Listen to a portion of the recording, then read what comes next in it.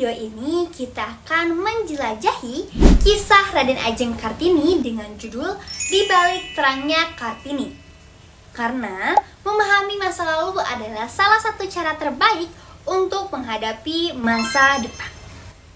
Mari kita lanjut kepada bagaimana ya proses munculnya buku Habis Gelap Terbitlah Terang.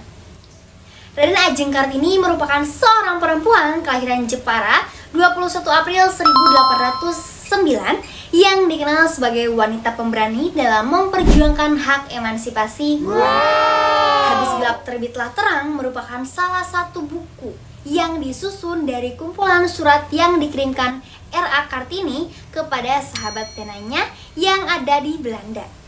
Dalam buku tersebut, Kartini menuangkan pemikiran yang dimilikinya.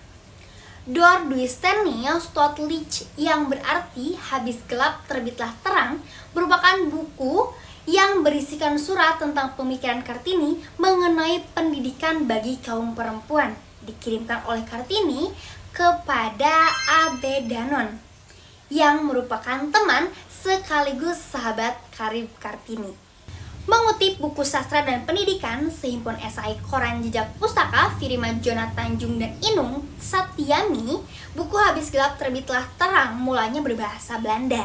Namun pada tahun 1922 dan 1939, buku yang disusun dari kumpulan surat Kartini tersebut dialih bahasakan ke dalam bahasa Indonesia. Armi Jepane menyatukan 87 surat Kartini dalam versi bahasa Indonesia yang terbagi menjadi 5 bab, antara lain yang pertama, Dirundung Cita-Cita Dihambar Kasih Sayang. Yang kedua, Batu Alangan Hampir Terguling, Banyak Berubah Dalam Rohani. Yang ketiga, Batu Besar Penghalang Jalan Telah Terguling, Telah Berubah Jiwa Kami. Yang keempat adalah Lama Dirindukan Dapat Dilepaskan. Dan yang terakhir, yang kelima adalah Di Samping Laki-Laki, Di Situ Masbul Perempuan. Melalui surat yang dikirim Kartini pada teman-temannya yaitu Estella, Abin Danon, Hildam Pankol, dan lain-lain, mencurahkan kegelisahan hati dan pemikirannya mengenai realitas yang ada di sekitarnya. Pada saat itu, wanita Jawa dalam lingkungannya, baik secara fisik maupun pemikiran. Hal ini karena feodalisme dan patriarki yang masih diterapkan dalam kehidupan. Demikian pembahasan tentang isi buku Habis Gelap Terbitlah Terang dan pemikiran-pemikiran yang dituangkan Kartini di dalamnya. Hingga saat ini, pemikiran Raden Ajeng Kartini yang dituliskan dalam buku memiliki peran besar terhadap perjuangan hak perempuan dalam berbagai bidang.